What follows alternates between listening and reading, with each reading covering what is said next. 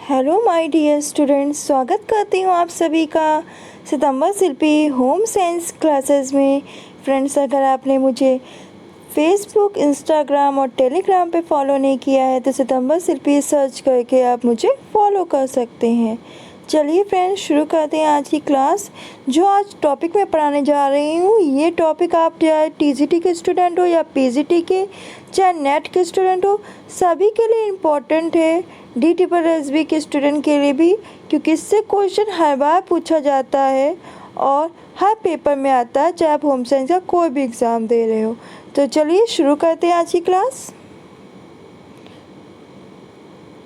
साथ में बताना चाहती हूँ, अगर आपने मेरे चैनल को सब्सक्राइब नहीं किया तो सब्सक्राइब कर ले, जिससे आपको मेरे क्लास की नोटिफिकेशन मिल जाएगी। तो आज हम लोग पढ़ने जा रहे हैं खाद्य मानक। तो खाद्य मानक क्या है? खाद्य मानक भोज्य पदार्थों के कुल वजन की वास्तविक आकार है।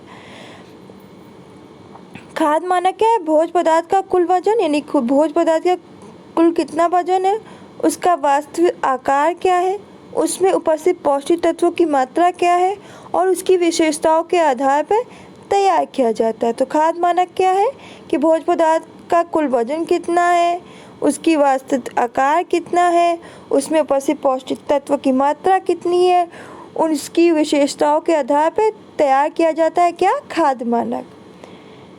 इस चीज़ को अच्छी तरह सुनिएगा। भारत सरकार ने वर्ष 1954 में खाद्य पदार्थों में मिलावट रोकने हेतु कानून बनाया। याद रखिएगा, भारत सरकार ने 1954 में खाद्य पदार्थों में मिलावट रोकने के लिए कानून बनाया, जिसे खाद्य पदार्थ निषेध अधिनियम 1954 कहते हैं। जिसे खाद्य पदार्थ निषेध अधिनियम 1954 कहते हैं। मैसूर में केंद्रीय खाद्य तकनीकी अनुसंधान संस्थान की स्थापना की गई और मैसूर में केंद्रीय खाद्य तकनीकी अनुसंधान संस्थान की स्थापना की गई। यहाँ क्या किया गया? यहाँ मिलावटी खाद्य पदार्थों के परीक्षण किए गए। जो मैसूर में केंद्रीय खाद्य तकनीकी अनुसंधान संस्थान की स्थापना की गई, तो वहाँ जो मिलावटी खाद्य पदार्थ थे उनके क्या परीक्षण किए गए। भोज्य पदार्थों की गुणवत्ता का मानक तैयार करने हेतु खाद्य व कृषि संगठन, तो इन्होंने क्या किया? जो भोज्य पदार्थ हो उसकी गुणवत्ता का मानक तैयार करने के लिए उन्होंने खाद्य और कृषि संगठन, विश्व स्वास्थ्य संगठन के संयुक्त तत्वावधान में अंतर्राष्ट्रीय कोड मेंटेनेंस कमीशन का गठन किया। याद रखिएगा, भोज्य पदार्थ की गुणवत्ता का मानक तैयार करने के लिए खाद्य कृषि संगठन, विश्व स्वास्थ्य संगठन के संयुक्त खाद्य और कृषि संगठन और विश्व स्वास्थ्य संगठन के संयुक्त तत्वावधान के अंतर्राष्ट्रीय कोड मेंटेनेंस कमीशन का गठन किया गया। पूछा जाएगा, अंतर्राष्ट्रीय कोड मेंटेनेंस कमीशन का गठन क्यों किया गया और किस लिए तैयार किया गया और किसको उसमें कौन से तत्वावधान शामिल किए गए। तो ऐसे क्वेश्चन बन के आ जा सकता है, तो आपको पता होना चाहिए। इस कमीशन का मुख्य उद्देश्य क्या था? इस कमीशन का मुख्य उद्देश्य था उपभोक्ता के स्वास्थ्य को बेहतर बनाए रखना। जो उपभोक्ता है उनका जो स्वास्थ्य है, हेल्थ है, उसे अच्छा बनाए रखना। भोजन की जो गुणवत्ता है, क्वालिटी है, उसमें वृद्धि करना। भोजन व्यापार को बढ़ावा देना और जो भोजन का व्यापार है उसको बढ़ा देना उसको, और आगे वो बढ़े। भारत में भोजन हेतु मानक तैयार किए गए, वे अंतर्राष्ट्रीय कोड मेंटेनेंस के ही परिवर्तित या रूपांतरित रूप थे। जो आपका हुआ मेंटेनेंस, तो आपका अंतर्राष्ट्रीय कोड मेंटेनेंस हुआ। तो जो भारत में भोजन हेतु मानक तैयार किए गए, तो वो उसी के परिवर्तित और रूपांतरित रूप थे। तो याद रखिएगा, अंतर्राष्ट्रीय कोड मेंटेनेंस क्या है, इसका उद्देश्य क्या और कहाँ हुआ था, कौन लोग शामिल थे। इनमें सबसे महत्वपूर्ण खाद्य पदार्थ निषेध अधिनियम, फल उत्पाद ऑर्डर। तो इसमें सबसे महत्वपूर्ण क्या था? याद रखिएगा, ये भी क्वेश्चन पूछ सकते हैं। तो इनमें सबसे महत्वपूर्ण खाद्य पदार्थ निषेध अधिनियम, फल उत्पाद ऑर्डर, एग मार्क, भारतीय मानक संस्थान है। ये भी इम्पोर्टेंट है, मोस्ट इम्पोर्टेंट लाइन, तो इसको नोट डाउन करिए अच्छी तरह से।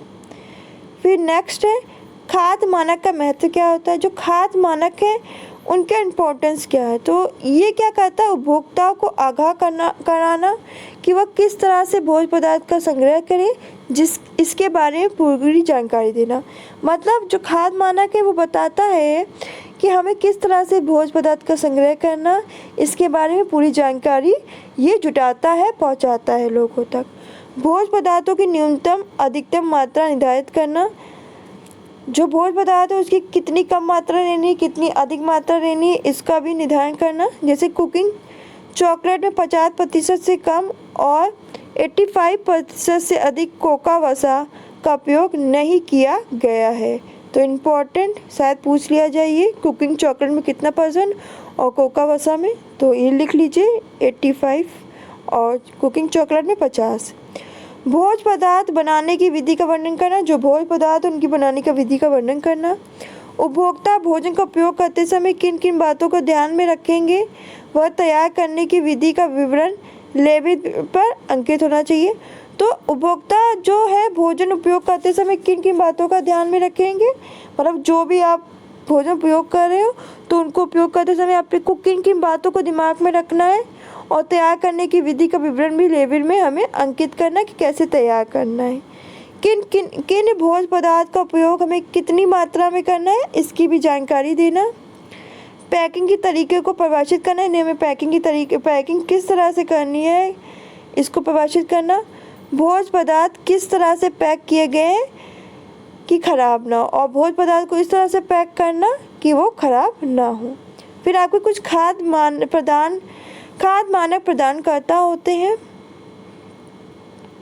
उपभोक्ता द्वारा प्रयोग में लाई जाने वाली विभिन्न वस्तुओं व खाद्य पदार्थों का गुणवत्ता स्तर निर्धारण करने के लिए सरकार द्वारा विभिन्न मानक बनाए गए हैं। तो उपभोक्ता द्वारा प्रयोग में लाई जाने वाली जो उपभोक्ता हैं उनके द्वारा प्रयोग में लाई जाने वाली विभिन्न वस्तुओं व खाद्य पदार्थों का गुणवत्ता स्तर निर्धारण करने के लिए जो सरकार है, सरकार द्वारा विभिन्न मानक बनाए गए हैं और सरकार द्वारा इन वस्तुओं को मानकीकृत भी किया गया, और जो गवर्नमेंट है उसके द्वारा इन वस्तुओं को क्या मानकीकृत भी किया गया है। खाद्य के विभिन्न मानक चिन्ह कौन से हैं, तो इन सबको मैं अच्छी तरह एक एक करके पढ़ाऊंगी, पहले आप जान लें। FSAI food safety and standard authority of India, यहाँ से क्वेश्चन आता है।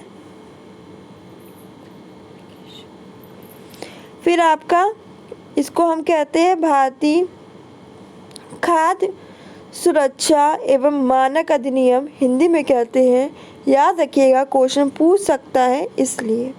तो FSSAI और प्रीवियस ईयर में पूछा भी गया था इसका विस्तृत रूप। तो food safety and standard authority of India, भारतीय खाद्य सुरक्षा एवं मानक अधिनियम। फिर आपका एग मार्क हो गया, फिर आपका ISI मार्क हो गया जिसका फुल फॉर्म है भारतीय मानक संस्थान प्रमाण चिन्ह योजना। फिर आपका EPO हो गया जिसे हम कहते हैं फ्रूट प्रोडक्ट ऑर्डर, फल उत्पाद आदेश मानक। फिर आपका इको मार्क और शाकाहारी मार्क। तो इन सब मानक चिन्ह को मैं एक एक करके पढ़ाऊंगी क्योंकि आपका जो FSAI मोस्ट इम्पॉर्टेंट है, मोस्ट इम्पॉर्टेंट है, बहुत बार क्वेश्चन पूछा गया है। आपका EPO से भी बहुत बार क्वेश्चन पूछा गया है, ISI से भी, एग मार्क से भी, आपका इको मार्क से भी बहुत क्वेश्चन पूछा गया है। तो ये सारे कराऊंगी एक एक करके। तो आज की क्लास के लिए बस इतना ही। वीडियो अच्छी लगे, क्लास अच्छी लगे तो लाइक करें, कमेंट करके अपना फीडबैक जरूर दिया करें। कुछ नहीं, इससे मैं थोड़ा मोटिवेट होती हूँ और आपके लिए बहुत अच्छा काम करने का जज्बा आता है, बस और कुछ नहीं। और आपको बताना चाहती हूँ, अगर आपने मेरे चैनल को सब्सक्राइब नहीं किया तो सब्सक्राइब कर ले, जिससे आपको मेरी क्लास की नोटिफिकेशन मिल जाया करेगी। तो आज के लिए बस इतना ही, मिलते हैं नेक्स्ट वीडियो में। तब तक खुश रहिए, मुस्कुराते रहिए, अपना ध्यान रखिए। धन्यवाद।